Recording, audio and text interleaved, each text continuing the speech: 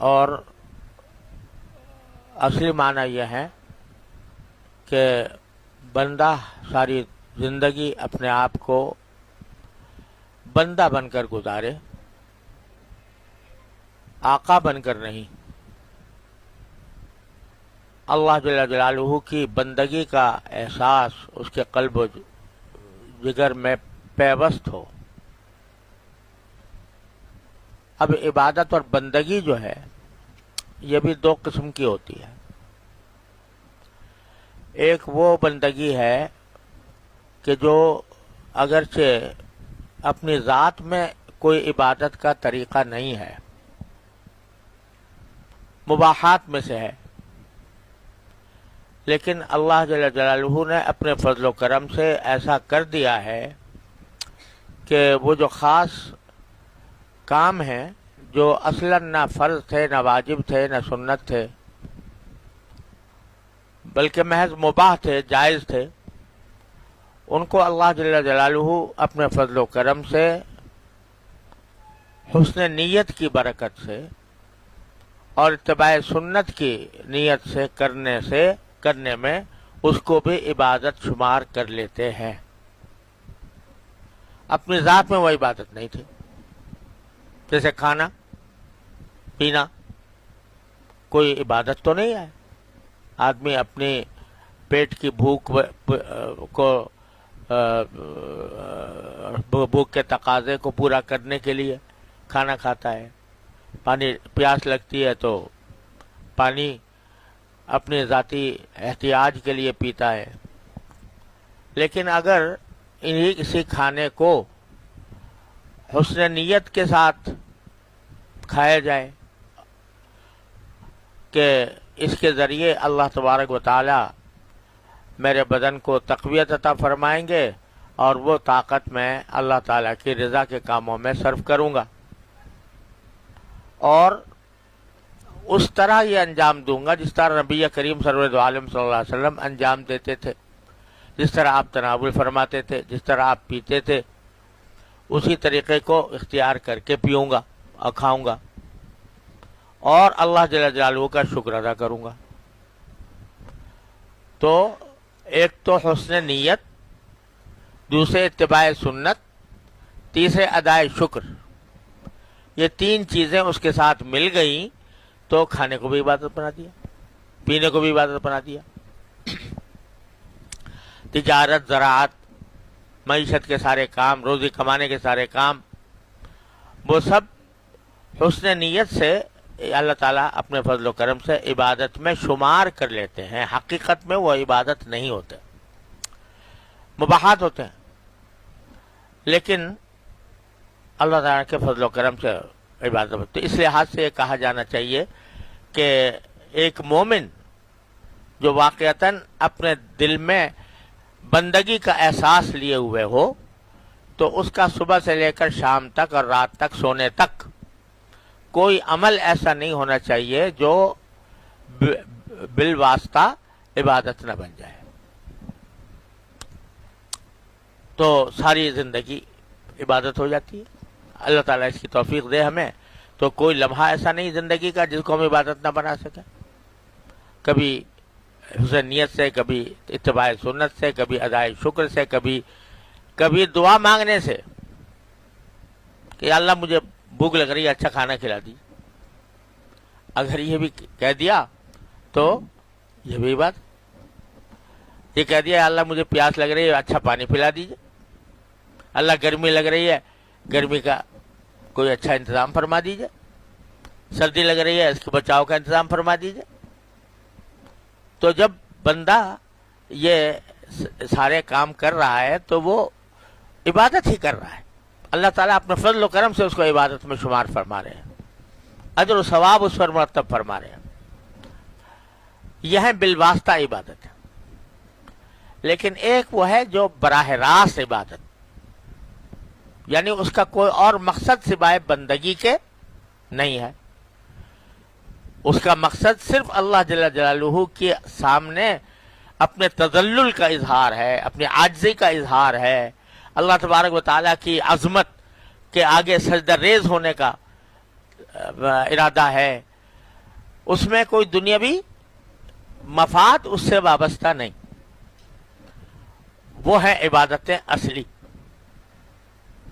جیسے نماز ہے، روزہ ہے، زکوٰۃ ہے، حج ہے، عمرہ ہے، تلاوت ہے، ذکر ہے، یہ سب براہ راست عبادتیں ہیں۔ تو ہوتا یہ ہے کہ جب ہمیں اللہ تبارک و تعالیٰ نے یہ آسانی دے دی کہ بھائی تم چلو کھاؤ بھی، پیو بھی، روزی بھی کماؤ، یہ بھی کام کر لو، وہ بھی کر لو، سب جائز ہے تمہارے لیے، ہم بلکہ تم اگر اچھے طریقے سے کرو گے تو ہم اسی پر تمہارے اجر و ثواب بھی دے دیں گے، اس کو عبادت میں شمار کر لیں گے۔ جب یہ چھوٹ مل جاتی ہے ہمیں، تو اس چھوٹ کے نتیجے میں جو اصل عبادت تھی اس کی طرف توجہ کم ہو جاتی ہے، جو اصل عبادت تھی۔ یہ تو بالواسطہ عبادتیں ہیں نا، لیکن یہ کہ انسان بارگاہ الہی میں سجدہ ریز ہو، بارگاہ الہی میں بیٹھ کر تصور کرے کہ میں باری تعالیٰ کی بارگاہ میں حاضر ہوں، اللہ تبارک و تعالیٰ کا ذکر کر رہا ہوں، اللہ تعالیٰ کو یاد کر رہا ہوں، اللہ تبارک و تعالیٰ کی عظمت، اس کی بڑائی، اس کی کبریائی، اس کو ذہن میں لا کر اور کبھی سجدے کرتا ہوں، کبھی کھڑا ہو جاتا ہوں، کبھی رکوع کرتا ہوں، الذین یبیتون لربہم سجدا وقیاما۔ یہ جو عبادت ہے یہ اصلی عبادت ہے، بلا واسطہ عبادت ہے، براہ راست عبادت ہے۔ اب اللہ تعالیٰ نے جو چھوٹ ہمیں دے دی تھی کہ چلو بھائی کھا پی لو، ٹھیک طریقے سے کر لو، اس کو بھی ہم عبادت رکھ دیں گے، تو بعض اوقات ہم لوگ اسی میں لگ کر پھر یہ جو اصل عبادت تھی اس کو بھول جاتے ہیں، یا اس میں کمی آ جاتی ہے، یا اس کی طرف دھیان نہیں رہتا، اور اس کی اہمیت نہیں رہتی بسا اوقات۔ اور خاص طور سے ہم جیسے طالب علموں کو، جنہوں نے یہ حدیث پڑھ لی کہ تدارس علم ساعۃ خیر من احیائہا، کہ علم کا مذاکرہ کرنا اگر ایک رات کے تھوڑے سے حصے میں بھی ہو تو ساری رات عبادت سے بہتر ہے۔ یہ پڑھ لیا تو اب دماغ میں یہ آ گئی کہ جو ہے وہ بھائی ہم تو عبادت ہی کر رہے ہیں ساری رات، اگر مطالعہ کر رہے ہیں تو وہ بھی عبادت ہے، اگر کوئی فتویٰ لکھ رہے ہیں تو وہ بھی عبادت ہے، اگر کوئی تصنیف کر رہے ہیں وہ بھی عبادت ہے، اگر کوئی خطاب کر رہے ہیں، کوئی بات کہہ رہے ہیں وہ بھی عبادت ہے۔ تو پھر ہمیں اس سجدے میں جانے کی اور ہر وقت جو ہے نوافل کی اس کی کیا حاجت ہے؟ یہ دماغ میں شیطان یہ بات ڈال دیتا ہے۔ اور یہ حدیث بھی دلیل میں پیش کر دیتا ہے کہ فقیہ واحد اشد علی الشیطان من الف عابد، یہ بھی دلیل میں لے آتا ہے۔ تو وہ کہہ رہے بس فقہ میں لگے رہو، فقہ کی کتابیں پڑھتے رہو، پڑھاتے رہو، فتوے لکھتے رہو، مضامین لکھتے رہو، تقریریں کرتے رہو، تو یہ رات کو اللہ کے سامنے کھڑے ہونے کی اس سے افضل کام کر رہے ہیں ہم۔ یہ دماغ میں خناس پیدا ہو جاتا ہے بعض اوقات۔ تو یہ ہے بھی بڑا غلط، اس لیے کہ جہاں فرمایا گیا ہے وہ ہر جگہ کا ایک موقع ہوتا ہے، ہر وقت کا ایک تقاضا ہوتا ہے۔ عبادت اور بندگی نام ہے وقت کے تقاضے کو، جو شریعت کی اور اللہ کی تبارک و تعالیٰ کی رضا کے مطابق اس وقت جو تقاضا ہے وہ پورا کرے تو اس کی فضیلت ہوتی ہے۔ تو یہ نہیں ہے کہ بس ایک جانب کو پکڑ کے بیٹھ گئے اور دوسری جانب جو ہے نظر انداز ہو گئی۔ اب مثلا جو ہے عشرہ اخیرہ کا اعتکاف ہے مثال کے طور پر، اب یہ سوچا کہ بھئی اعتکاف میں بیٹھیں گے تو حدیث یاد آ گئی کہ رسول کریم سرور عالم صلی اللہ علیہ وسلم نے ارشاد فرمایا کہ میں کسی دکھ والے کا دکھ دور کر دوں تو یہ مجھے زیادہ پسند ہے بنسبت ایک مہینے مسجد نبوی میں اعتکاف کرنے سے۔ تو اب وہ کہا بھائی میں تو کسی کا دکھ دور کر دوں، مجھے اعتکاف کرنے کی حاجت نہیں۔ تو یہ حماقت ہے، ہر وقت کا ایک تقاضا ہے، اس تقاضے کے مطابق عمل کرنا یہ بندگی ہے. اگر تمہارے پاس کوئی سائل آیا ہوا ہے مستفتی، اس کا اس وقت کا تقاضا یہ ہے کہ تم اس کے سوال کا جواب دو، اس کو دین کی بات بتاؤ. لیکن رات کو آپ اپنے مزے، اپنے علمی عیاشی کے لیے، ایک عیاشی ہوتی ہے بدنی اور ایک ہوتی ہے علمی عیاشی کے اندر مبتلا ہے، مطالعہ ہو رہا ہے، تو یہ سمجھ رہے ہیں کہ بھئی یہ بھی ہم رات کے تدارس العلم خیر ساعۃ من اللیل خیر من احیائها. تو نہیں، اس وقت تقاضا یہ ہے کہ براہ راست پہنچ جاؤ اس مالک کی بارگاہ میں جس نے تمہیں یہ ساری نعمتیں عطا کی ہیں. یہ علم اس لیے دیا ہے کہ تم اس کے اوپر اس کی وجہ سے فوقیت ظاہر کرو دوسروں پر. اس وجہ سے دیا ہے کہ تمہارے دماغ میں تکبر پیدا ہو جائے. اس لیے دیا ہے کہ تم یہ سوچ کر ان عابدوں کی تحقیر کرو کہ جو عبادت میں، اللہ کی براہ راست عبادت میں لگے ہوئے ہیں.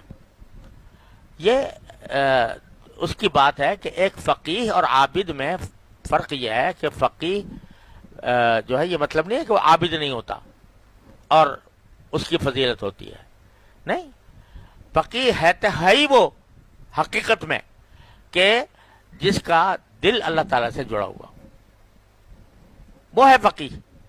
محض علم فقہ جان لینے کا نام فقیہ نہیں ہے. حضرت حسن بصری رحمۃ اللہ علیہ کو پکارا کسی نے یا فقیہ کہہ کر، تو فرمایا کہ حل رأیت فقیہا قط، تو نے کبھی فقیہ دیکھا بھی ہے جو مجھے فقیہ کہہ کے پکار رہا ہے؟ انما الفقیہ الزاہد فی الدنیا الراغب فی الآخرہ.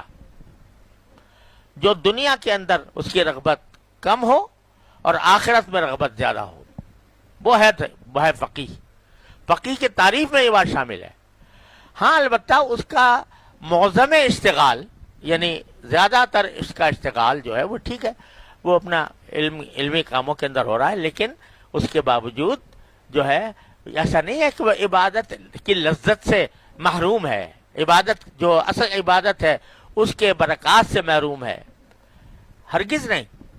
جو آدمی اللہ تعالیٰ کی بارگاہ میں حاضری کو اپنی سب سے بڑی سعادت نہ سمجھتا ہو، وہ فقیہ نہیں ہو سکتا. تو اس لیے ہاں البتہ یعنی ایک مناسب مقدار میں وہ عبادت بھی کرتا ہے اور ساتھ ساتھ اپنے اس میں بھی لگا رہتا ہے، وقت کے تقاضے پر عمل کرتا ہے. حضرت امام ابو حنیفہ سے بڑا اور کون فقیہ ہوگا بھائی؟ اور ان کے بارے میں مشہور ہے یہ بات، کس حد تک صحیح ہے اللہ ہی جانے، کہ ساری رات عبادت فرماتے تھے وغیرہ وغیرہ، اور بہت سی روایتیں سارے علماء کے بارے میں آتی ہیں.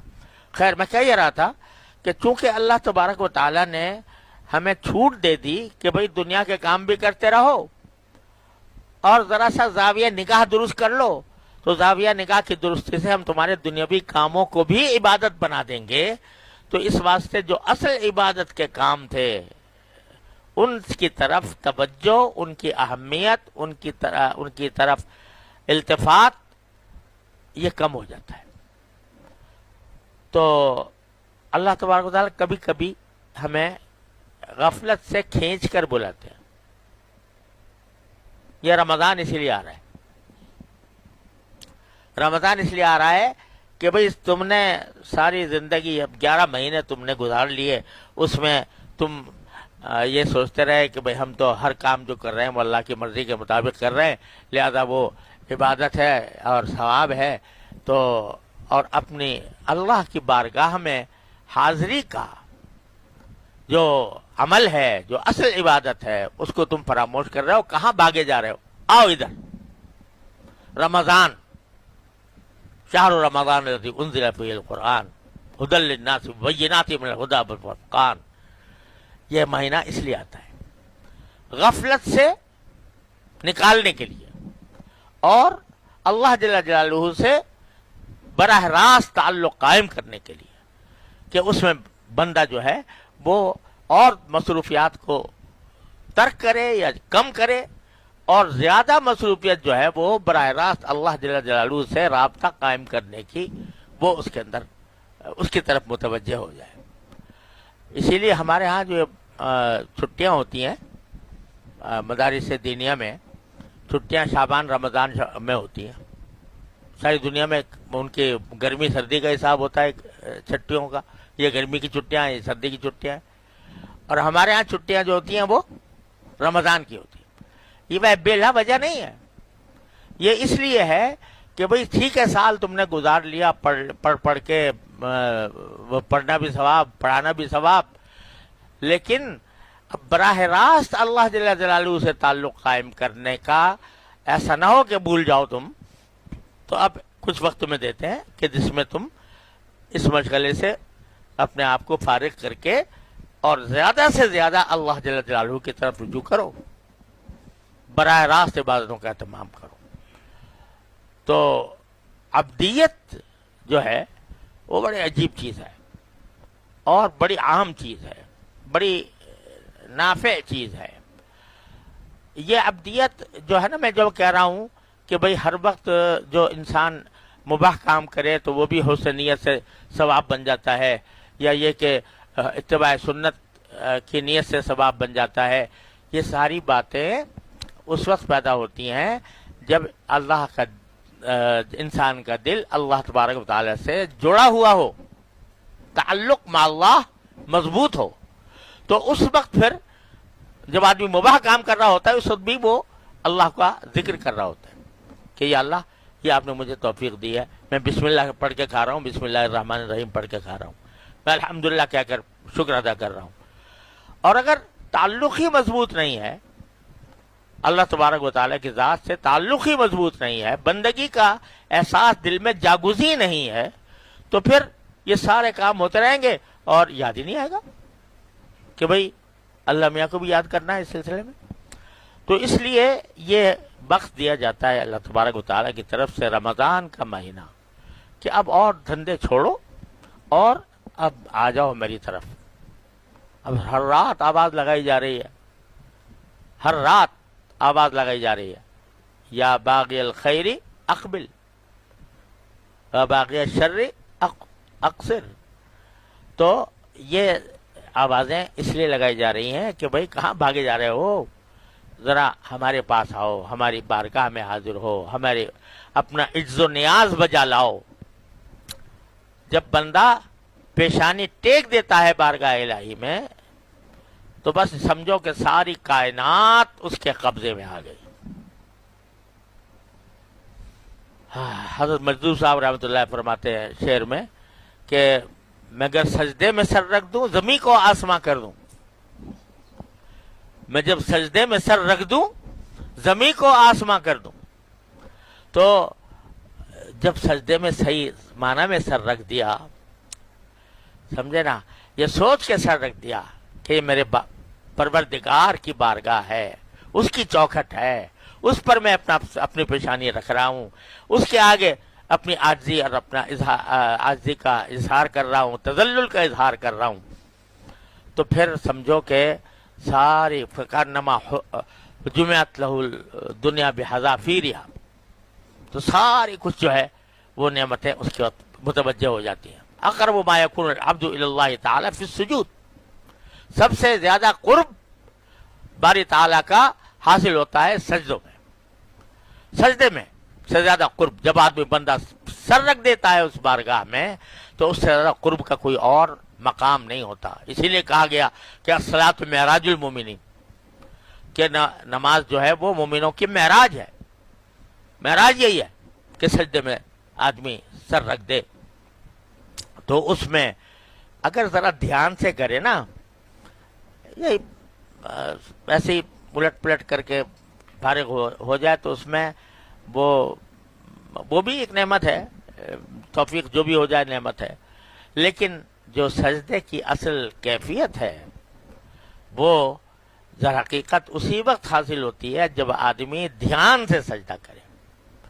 میں کہاں پر اپنی پیشانی ٹیک رہا ہوں، کس ذات کے آگے ٹیک رہا ہوں، اس کے قبضے قدرت میں کیا کچھ ہے اس کائنات کے اندر، اور میں کتنا عاجز بندہ ہوں، اور میں اپنی عاجزی کا اظہار اس ذات کے سامنے کر رہا ہوں جو قادر ان علی کل شیء قدیر ہے. اور پھر میں جب اس کا دامن تھام رہا ہوں، اس کی بارگاہ میں اپنی سے پیشانی رکھے ہوئے ہوں، تو پھر مجھے کسی اور چیز کی ضرورت نہیں۔ سربر قدم حسن، قدم بر کلہ و تاج، سربر قدم حسن، سربر قدم حسن، قدم بر کلہ و تاج۔ دیوانہ بڑے شان سے دیوانہ بنا ہے کہ حسن کی بارگاہ میں، یعنی اللہ جل جلالہ کی بارگاہ میں سر ٹیکا ہوا ہے، اور دنیا کی ساری عظمتیں اور رفتیں جو ہیں، کلہ و تاج، بادشاہوں کے تاج اور پگڑیاں، ان سب پر میرا پاؤں ہے۔ سربر قدم حسن، قدم بر کلہ و تاج۔ تو جب اس بارگاہ کے اوپر سجدہ رکھ کے پیشانی رکھ دی تو ساری کائنات جو ہے، ساری دنیا کے تمام مفادات، دنیا کے تمام لذتیں، وہ ساری لذتوں پر میں پاؤں رکھ کر سجدہ کر رہا ہوں اپنی بارگاہ میں، اس کی بارگاہ میں۔ تو اس سجدے کا پھر لطف دیکھو۔ حضرت شاہ فضل الرحمان صاحب گنج مراد آبادی رحمۃ اللہ علیہ کے بارے میں مشہور ہے، وہ فرماتے کہ حضرت تھانوی رحمۃ اللہ علیہ جب تشریف لے گئے تھے، ویسے تو حضرت حکیم الامت تھانوی رحمۃ اللہ علیہ بیعت تھے بعد حضرت حاجی صاحب سے، لیکن اس سے پہلے جتنے وقت کے اولیاء اللہ تھے سب کے پاس گئے تھے، سب کے پاس، اور جا کر ان سے فیضیاب ہوئے تھے۔ تو حضرت شاہ فضل الرحمان صاحب گنج مراد آبادی رحمۃ اللہ علیہ یہ بھی اپنے اولیاء میں، اولیاء اس زمانے کے اولیاء میں بڑا اونچا مقام رکھتے تھے۔ تو حضرت ان کے پاس بڑی مشقتیں اٹھا کر پہنچے حضرت شاہ فضل الرحمان رحمۃ اللہ علیہ کی، اور جا کر وہاں اکتساب فیض بھی کیا۔ تو شروع میں حضرت کا جو مزاج تھا حضرت شاہ فضل الرحمان صاحب رحمۃ اللہ علیہ کا، وہ ذرا تھوڑا جلالی بھی تھا، تو حضرت تھانوی رحمۃ اللہ علیہ کو شروع میں تھوڑی سی اس میں تھوڑی مسئلہ بھی پیش آیا، لیکن جب ایک تعلق ہو گیا، بے تکلفی سی ہو گئی، تو ایک دن حضرت شاہ فضل الرحمان صاحب فرماتے ہیں، میاں اشرف علی تمہیں کیا بتاؤں، جب سجدہ کرتا ہوں تو ایسا لگتا ہے جیسے اللہ میاں نے منہ چوم لیا، جب سجدہ کرتا ہوں تو ایسا لگتا ہے جیسے اللہ میاں نے منہ چوم لیا۔ تو یہ جو بات ہے، یہ حاصل کرنے کی مشق کے لیے یہ رمضان کا مہینہ، کہ اب اور باتیں چھوڑو اور اس بارگاہ کی طرف پیشانی ٹیکنے کا جذبہ پیدا کرو، اور جتنا اس کا ذکر کرو گے، جتنی اس کے کلام کی تلاوت کرو گے، جتنا اس کے سامنے نفلیں تنفل کرو گے، اتنا ہی تمہیں اللہ جل جلالہ کا قرب حاصل ہوگا۔ تو یہ جو دنیا کے کاموں میں لگ کر ہم لوگ غفلت میں آ جاتے ہیں، تو اللہ جل جلالہ نے اس کام کے لیے ہمیں رمضان عطا فرمایا۔ تو عباد الرحمن، یہ تو میں نے کتنے بتایا، الذین یمشون علی الارض ہونا وَإِذَا خَاطَبَهُمُ الْجَاهِلُونَ قَالُوا سَلَامًا، یہ تو ہے، اس کی آگے میں پھر کسی وقت انشاءاللہ مزید کچھ تفصیل عرض کروں گا، لیکن آگے کیا ہے، وَالَّذِينَ يَبِيتُونَ لِرَبِّهِمْ سُجَّدًا وَقِيَامًا۔ کس خوبصورت، کس شان کے ساتھ اللہ تعالیٰ نے فرمایا کہ وہ راتیں گزارتے ہیں کہ کبھی اس طرح کے سجدے میں پڑے ہیں، کبھی اس طرح کے اللہ کے سامنے کھڑے ہیں۔ وہ اس طرح سے عباد الرحمن جو ہیں وہ ہیں جو راتیں گزارتے ہیں سجدے کی حالت میں اور قیام کی حالت میں، وہ ہیں میرے رحمان کے بندے۔ اب یہ مطلب نہیں ہے راتیں گزارنے کا کہ پوری رات اسی حالت میں گزاری جائے، تب اس کے اوپر یہ صادق آئے گا۔ نبی کریم صلی اللہ علیہ وسلم کی سنت نے بات واضح فرمائی کہ مراد یہ نہیں ہے کہ ساری رات آدمی کھڑا رہے، ساری رات نمازیں پڑھتا رہے، ساری رات جو ہے وہ سجدہ کرتا رہے، بلکہ جو سنت نے جو طریقہ بتایا اس طریقے کے مطابق کہ سوئے بھی اور جاگے بھی اور آرام بھی کرے اور ساتھ میں باری تعالیٰ کے حضور حاضری بھی اہتمام کے ساتھ لائے. سجدم و قیاما، اس طرح کرتے ہیں کہ راتیں ان کی اس طرح گزر رہی ہے کہ سجدے میں بھی ہیں، کبھی قیام میں بھی ہیں. تو عام حالات میں اس کا موقع ذرا کم ملتا ہے. اللہ کے بندے بہت سے ایسے ہیں جو الحمدللہ پابند ہیں اس کے قیام اللیل کے، رات کے وقت میں کھڑے ہونے کے، اللہ تعالیٰ کے سامنے عبادت کرنے کے اللہ نے توفیق دی ہے. لیکن بہت سے ایسے ہیں کہ جو نہیں کر پاتے. تو رمضان اس لیے آ رہا ہے کہ بھئی کچھ تو ہم نے تمہارے الذین یبیتون لربہم سجدا قیامہ کا کچھ تو نسخہ تمہارا ہم نے سنت مؤکدہ کر دیا، جبری ایک طرح سے اگر دیکھا جائے کہ چاہے تم رو یا پیٹو یا تھکو یا کسی حالت میں بھی ہو، سستی آئے، کچھ ہو، 20 تو پڑھنی ہے. سمجھے نا؟ اب 20 پڑھنی ہے تو 20 پڑھنے کے معنی کیا ہوئے کہ 40 سجدے کرنے ہیں. 20 پڑھنے کے معنی کیا ہوئے؟ 40 سجدے. تو ہمارے حضرت والا فرمایا کرتے تھے کہ یہ اللہ تعالیٰ نے 40 مقامات قرب یہ ایک مومن کے لیے بڑھا دیے ہیں اس میں رمضان کے اندر. تو یہ تو ہوئی کیا، یعنی نتیجہ اس کا یہ ہے کہ وہ لوگ کہ جو 5 وقتہ نماز با جماعت ادا کرنے سے قاصر رہتے ہیں، نہیں آتے مسجدوں میں. تراویح میں دیکھو کیا ہوتا ہے. وہ لوگ بھی نظر آتے ہیں کہ جو کبھی سارے سال مسجدوں میں نظر نہیں آتے لیکن آ جاتے ہیں. یہ کون بلا رہا ہے ان کو؟ کون کھینچ کے لا رہا ہے؟ یہ اللہ جل جلالہ نے رمضان کی برکت ایسی عطا فرما دی کہ دل کے اندر خود بخود ایک جذبہ پیدا ہو جاتا ہے، کیسے ہی گیا گزرا مسلمان کیوں نہ ہو، لیکن دل میں یہ آ جاتا ہے کہ بھئی رمضان ہے، رمضان ہے. تو اس رمضان کے اندر کچھ وقت ضائع نہ کروں، میں جو کچھ وقت ہے وہ اللہ جل جلالہ کی بارگاہ میں حاضر ہو کر گزاروں. یہ احساس ہر ایک کو پیدا ہو جاتا ہے. اور اس وجہ سے تراویح کے اندر بھی تو وہ تو ہے ہی ہے. اور پھر آخر شب سحری میں کھانے کے لیے تو اٹھتا ہی آدمی، تو پہلے سے اٹھ جائے اور اس وقت میں پھر وہ جو رکعات ہیں تہجد کی وہ ادا کرے. اس وقت وہ بڑا خاص وقت ہوتا ہے اللہ تبارک و تعالیٰ کی بارگاہ میں حاضری کا. اور اسی وجہ سے حضرت فاروق اعظم رضی اللہ تعالیٰ عنہ ایک مرتبہ انہوں نے سب لوگوں کو جمع کیا تھا نا تراویح، حضرت ابی ابن کعب کے امامت میں سب کو جمع کیا تھا. تو ایک مرتبہ دیکھنے گئے مسجد میں تو دیکھا سب لوگ نماز پڑھ رہے ہیں اور ایک امام کے پیچھے پڑھ رہے ہیں. ایک تو اس پر خوشی کا اظہار فرمایا، لیکن ساتھ میں یہ جملہ فرمایا کہ الذین ینامون الصلاۃ التی ینامون عنہا افضل من الصلاۃ التی یقومون بها او کما قال، کہ یہ جو اس وقت پڑھ رہے ہیں یہ رات کو جو اٹھ کر تہجد پڑھا جاتا ہے اس وقت جو سو جاتے ہیں اس سے وہ زیادہ بہتر ہے نماز اس نماز سے.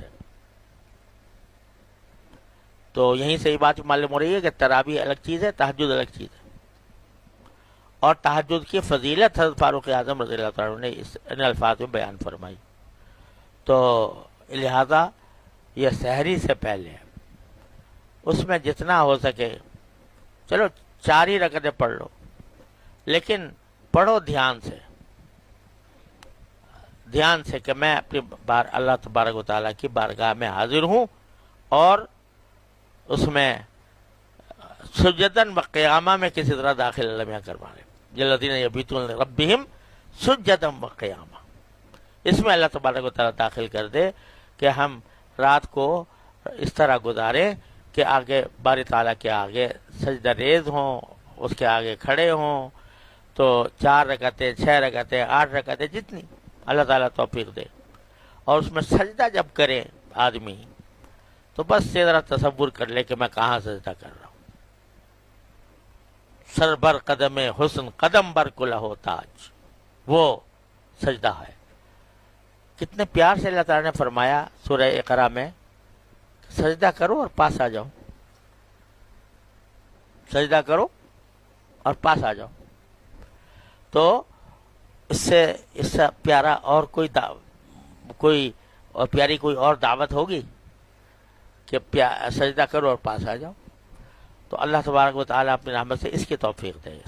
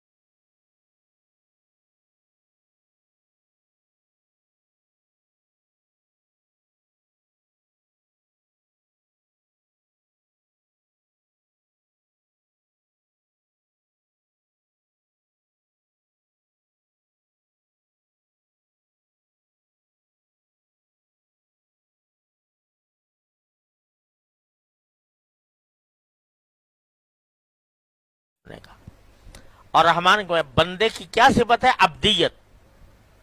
عبدیت کہ وہ کیا کرے؟ اپنے آپ کو اس کی بارگاہ میں جا کر سجدہ ریز کرے، تذلل اختیار کرے، عاجزی اختیار کرے، باری تعالیٰ کی بارگاہ میں جا کر ناک رگڑے اور اللہ تعالیٰ سے مانگے، تو اس کو پھر سبھی کچھ ملے گا انشاءاللہ تعالیٰ. کوئی پریشانی ہے مانگو اللہ سے، کوئی حاجت ہے مانگو اللہ سے، کوئی فقر ہے مانگو اللہ سے، افلاس ہے مانگو اللہ سے. مانگتے مانگتے یہ نہ سمجھو کہ جو مانگ رہا ہوں فوراً مل جائے گا، ضروری نہیں. باری تعالیٰ کو بعض اوقات گڑ گڑانا پسند آتا ہے بندے کا، جتنا گڑ گڑائے گا اتنا ہی اللہ میاں کے قریب ہوگا. تو اس واسطے فوراً نہیں دی جاتی، بعد میں دے دی جاتی ہے.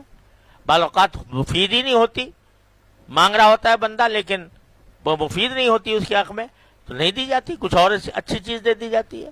لیکن دعا بذات خود مقصود ہے. دعا بذات خود مقصود. الدعاء هو العبادہ. ایک جگہ مخ العبادہ ہے اور ایک جگہ هو العبادہ. دعا بذات خود عبادت ہے، یہ خود مقصود ہے. یابم اورا اونا یابم جستجوء می کنم.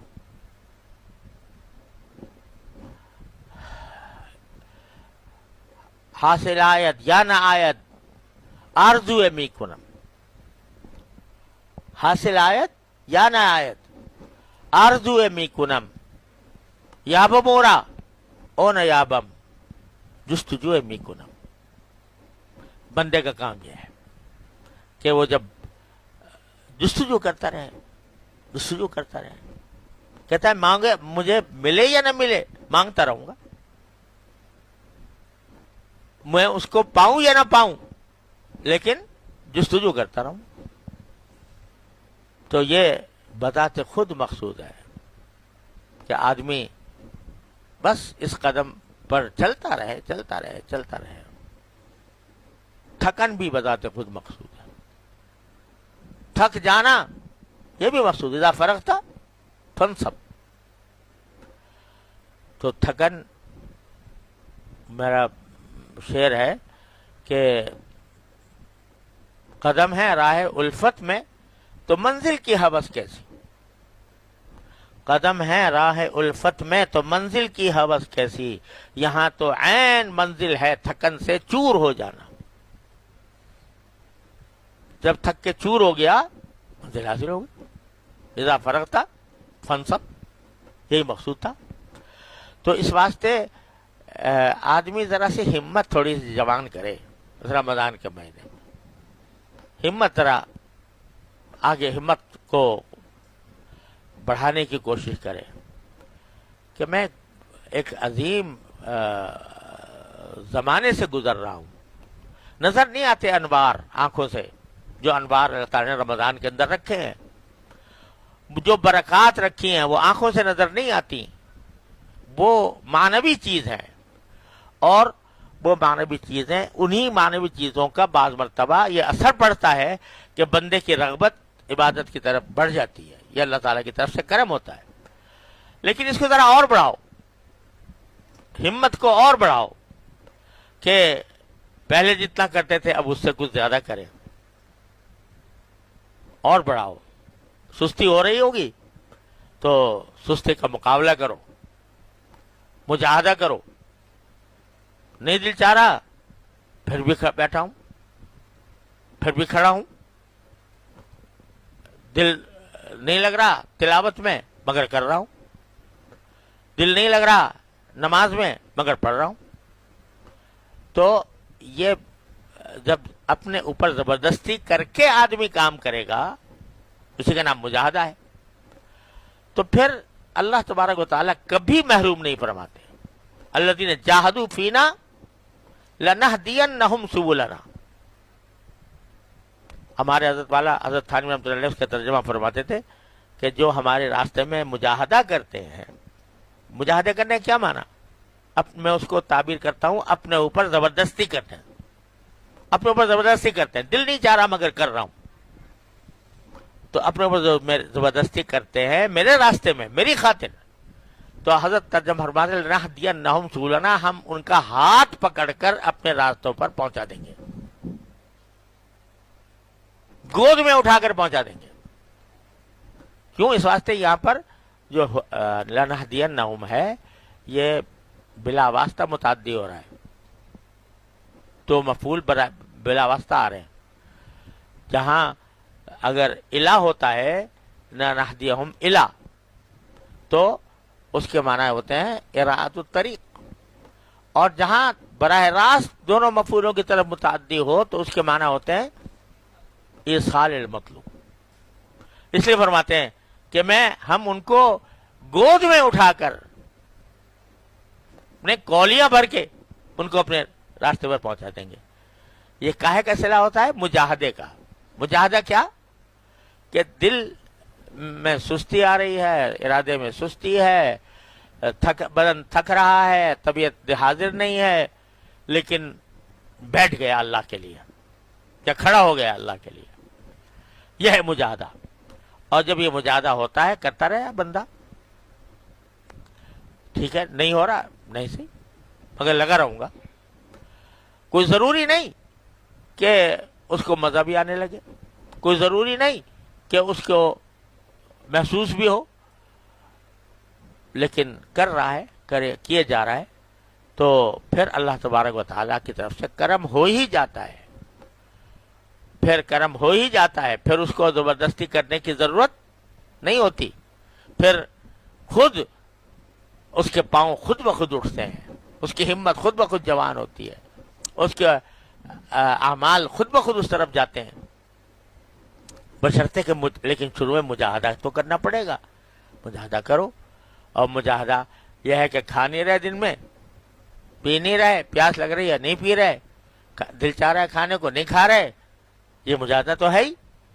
اب رات کو اب آدمی دل چاہ رہا ہے سونے کو مگر تراویح پڑھنی ہے، اور جو ہے صبح کو دل چاہتا ہے کہ ذرا کچھ زیادہ دیر سو جائے اور آخر میں جا کے سحری کھا لے، آدمی پہلے اٹھ رہا ہے، اور پہلے اٹھ رہا ہے اس لیے کہ تاکہ وہ کچھ نفلیں پڑھ لے اللہ تعالیٰ کے حضور، مجاہدہ کر کے اٹھ رہا ہے، مجاہدہ کر کے پڑھ رہا ہے، کچھ دن مجاہدہ ہوگا، اس کے بعد انشاءاللہ تعالی اللہ تعالیٰ کی طرف سے کرم ایسا ہوگا، کہ اسی مجاہدے کے اندر اللہ تبارک و تعالی انسان کو لذت بھی پیدا فرما دیں گے. اور نہ بھی ملے تو لذت تھوڑی مقصود ہے, نہ بھی ملے تو مقصود تو لذت نہیں, تو مقصود تو اللہ تعالیٰ کی رضا ہے, مقصود تو اللہ تعالیٰ کی بندگی ہے. لہذا نہیں آئے, ساری زندگی نہ آئے, کوئی پرواہ نہیں. حضرت گنگوئی رحمۃ اللہ علیہ فرماتے ہیں, قطب الاقطاب حضرت گنگوئی رحمۃ اللہ علیہ فرماتے ہیں کہ میں اس شخص کو مبارکباد دیتا ہوں جس کو ساری زندگی کبھی نماز میں مزہ نہ آیا مگر پڑھتا رہا. کہتے میں اس کو مبارکباد دیتا ہوں, ساری زندگی مزہ نہ آیا مگر پڑھتا رہا, اس کو مبارکباد دیتا ہوں. کیوں؟ اس لیے کہ پتہ چلا کہ یہ مزے کی خاطر نہیں پڑھ رہا تھا, یہ تو اللہ کے لیے پڑھ رہا تھا. تو اس لیے نہ آئے تو نہ آئے, آ جائے نعمت ہے, اللہ تعالیٰ کی طرف سے نعمت ہے. نہ آئے تو یہ نہ سمجھے کہ میں مطرود ہو گیا, محروم ہو گیا, پہلے آیا کرتا تھا, پہلی لذت آتی تھی اب نہیں آتی, پہلے زیادہ رونا آتا تھا اب نہیں آتا, پہلے میری رقت طاری ہو جایا کرتی تھی اب نہیں ہوتی, تو میں محروم ہو گیا, مطرود ہو گیا. ارے کچھ بھی نہیں ہوا. جب تک اس نے توفیق دے رکھی ہے اپنی بارگاہ میں حاضر ہونے کی, تو یہ سب کیفیات جو ہے یہ آتی جاتی رہتی ہیں. کبھی آئی کبھی نہیں آئی, آئی اللہ کا شکر ادا کرو, اور نہ آئے تو محروم نہ سمجھو. یہ نہ سمجھو کہ میرا معاذ اللہ میں مردود مطرود ہو گیا. یہ کیفیات تو آتی جاتی رہتی ہیں, ان کے پیچھے نہیں پڑنا. عمل کو دیکھو, عمل ہو رہا ہے کہ نہیں ہو رہا. وہ عمل جب ہو رہا ہو تو انشاءاللہ وہ پہنچائے گا منزل تک, وہ اللہ تعالیٰ کی رضا تک پہنچائے گا. اس نیت سے عبادت کرو اور لذتوں کے پیچھے نہ پڑو. لیکن جب اللہ تبارک و تعالیٰ توفیق عطا فرما دے گا کہ بھئی ہم باوجود دل نہ چاہنے کے ہم عمل کی طرف جا رہے ہیں اور اپنے اوپر زبردستی کر رہے ہیں, تو پھر اللہ تعالیٰ دے بھی دیں گے. وہ سجدے کا جو لطف حضرت صاف صاف فرما رہے ہیں نا, کہ ایسا لگتا ہے کہ جیسے اللہ میاں نے چوم لیا, تو وہ دے بھی عطا بھی فرما دیتے ہیں, ان کا کرم ہوتا ہے. پھر عز و نیاز میں آدمی بعض اوقات ایسا ہوتا ہے کہ سجدے میں پڑا ہوا ہے, اٹھنے کو دل نہیں چاہتا, سجدے سے ہو جاتا ہے ایسا بھی. نہ بھی ہو تو مقصد حاصل ہے. قبول ہو نہ کہ نہ ہو پھر بھی ایک نعمت ہے, قبول ہو کہ نہ ہو پھر بھی ایک نعمت ہے. وہ سجدہ جسے تیرے آستاں سے نسبت ہے, وہ سجدہ جس کو تیرے آستاں سے نسبت ہے وہ پھر بھی نعمت ہے. حضرت مولانا رومی نے ایک حکایت لکھی ہے ایک بزرگ کی, کہ وہ روزانہ رات کو تہجد کے لیے اٹھتے تھے, ان کا ایک شاگرد بھی ساتھ ہوتا تھا. تو ایک دن اٹھے تو آواز آئی, کوئی آسمانی آواز, کہ نہ تیرا وضو قبول, نہ تیری نماز قبول, نہ تیری عبادت قبول. سنی, پھر وضو کیا, مصلی بچھایا, کھڑے ہو گئے. اگلے دن پھر یہی کوئی آواز آ رہی, اور اب شاگرد کو بھی آنے لگی, پھر کھڑے ہو گئے. تیسرے دن پھر آواز آ گئی. تو شاگرد نے کہا کہ حضرت جب بار بار آپ سے کہا جا رہا ہے کہ قبول ہے ہی نہیں, تو کیوں محنت کر رہے ہو؟ تو انہوں نے فرمایا کہ ارے بھائی اگر کوئی اور بارگاہ ہو, کوئی اور چوکھٹ ہو تو وہاں چلا جاؤں. یہ انہوں نے چاہے مجھے ماریں یا پھٹکاریں یا باہر کریں, چوکھٹ تو کوئی اور ہے نہیں, لہذا میرے پاس تو ایک ہی راستہ ہے. جب یہ کہہ دیا تو آواز آئی, قبول است اگرچہ ہنر نیستت کہ جزما پناہ دیگر نیستت, کہ اب سب قبول ہے تیرا, اگرچہ تیری عبادت میں کوئی ہنر نہیں ہے.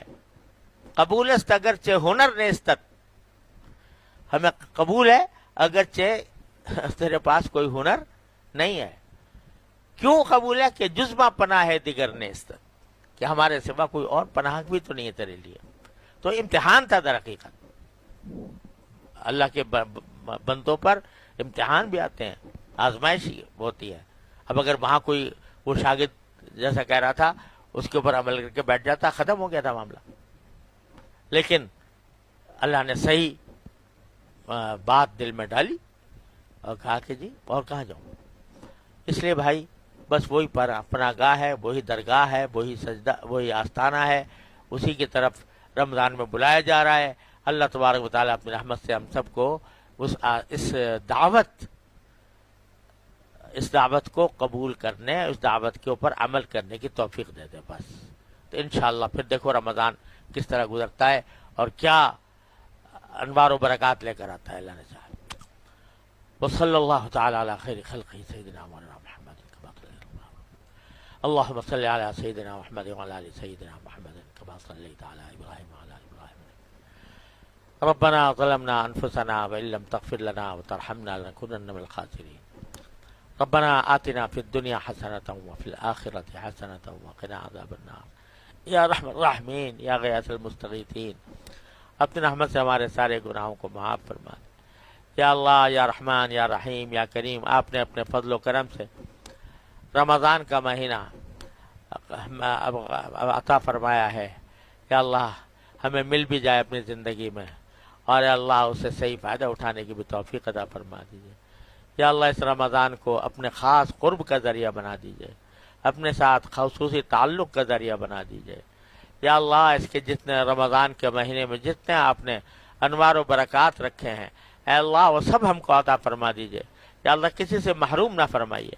اے اللہ اپنی رحمت سے، اپنے فضل و کرم سے ہمارے استحقاق کو نہ دیکھیے، اپنی رحمت تمام کو دیکھیے، اور اس کے ذریعے اللہ ہم کو نواز دیجیے، اپنی رحمت سے نواز دیجیے. رمضان المبارک کے تمام انوار و برکات سے یا اللہ نواز دیجیے.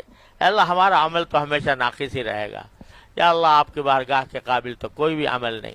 یا اللہ آپ کے بارگاہ کے قابل تو کوئی عمل نہیں، ناقص ہی رہے گا. ناقص ہم ناقص ہیں، ہمارے اعمال بھی ناقص ہیں. لیکن اے اللہ اپنے رحمت سے، اپنے فضل و کرم سے انہی ناقص اعمال کو اپنی بارگاہ میں اس طرح قبول فرما لیجئے. جینا کبھی بضاعت مزجات فاغفر الکیل وتصدق علینا انک خیر المتصدقین. یا اللہ اپنی رحمت سے جو کچھ بھی ہمیں بن پڑے اسی کو قبول فرما لیجئے. یا اللہ ہمیں توفیق بھی عطا فرمائیے، رمضان کے اوقات کو صحیح مصرف میں لگانے کی توفیق عطا فرمائیے، اضاعت وقت سے بچائیے. یا اللہ اپنی معصیتوں سے، گناہوں سے، منکرات سے بچائیے. اور اے اللہ اپنے ساتھ خصوصی تعلق کا ذریعہ اس کو بنا دیجئے، خصوصی قرب کا ذریعہ بنا دیجئے. اے اللہ ہم محتاج ہیں، آپ غنی ہیں. اے اللہ ہم آپ کے بندے ہیں، آپ ہمارے پروردگار ہیں. اپنی رحمت سے، اپنے فضل و کرم سے ہم کو نواز دیجئے، ہمارے استحقاق کے بغیر نواز دیجئے. یا اللہ ہمارے استحقاق کے بغیر نواز دیجئے. یا اللہ اپنی رحمت سے ہماری ساری حاجتیں بھی پوری فرما دیجئے، ہماری ساری مرادیں بھی بلائیے. اے اللہ ہر طرح کے شر اور فتنے سے اور معصیتوں اور منکرات سے ہمارے گھر والوں، متعلقین، احباب سب کی حفاظت فرمائیے. وصلی اللہ تعالی علی خیر خلقہ سیدنا مولانا محمد وعلی آلہ واصحابہ اجمعین آمین برحمتک یا ارحم.